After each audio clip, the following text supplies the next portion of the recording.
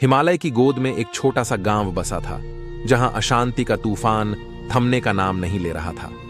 सूखा पड़ा था, फसलें मुरझा रही थीं और लोगों के दिलों में उम्मीद की लौ दम तोड़ रही थी। ऐसे ही निराशा के घने अंधेरे में एक दिन धर्मचक्र का चिन्ह धारण किए एक भिक्षु गांव में प्रवेश किया। उनकी शांत आभा और मृदु मुस्कान ने ग्रामीणों के थके हुए चेहरों पर एक सवाल छोड़ दिया।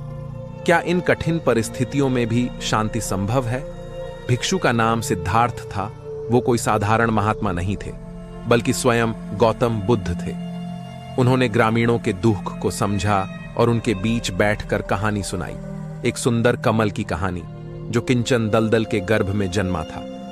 चारों ओर गंदगी का साम्राज्य फैला था, परंतु कमल ने हार नहीं मानी।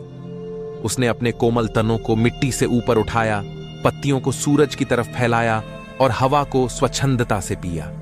उसके फूल दलदल की बदबू के बीच भी अपनी सुगंध बिखेरते रहे। उसने साबित कर दिया कि असहनीय वातावरण के बीच भी सुंदरता पनप सकती है। बुद्ध की कहानी सुनकर ग्रामीणों के चेहरे खिल उठे। उनकी निराशा को उम्मीद ने छू लिया। कमल की दृढ़ता से प्रेरित होकर वे सूखे से लड़ने के लिए उठ खड़े हुए। उन्होंने जल स्रोतों की तलाश की, फसल बचाने के उपाय सोचे और एक दूसरे का सहारा बने। उनके प्रयासों ने अशांति के तूफान को शांत करना शुरू कर दिया। धीरे धीरे गांव हरा भरा होने लगा, फसलें लहराने लगीं और लोगों के चेहरे फिर से प्रसन्नता की चमक से जगमगा उठे। उन्होंने महसूस किया कि कमल की तरह जीवन में भी दुख का दलदल हो सकता है, परंतु धैर्य, परिश्रम और एकता का सूरज उसे पार कर सुंदरता का मार्ग दिखा सकता है।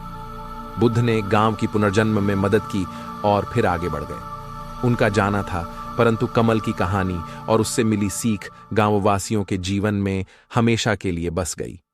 वे याद रखते थे कि कठिन परिस्थितियों में भी आशा को बचाए रखना ही सच्चा बलिदान है।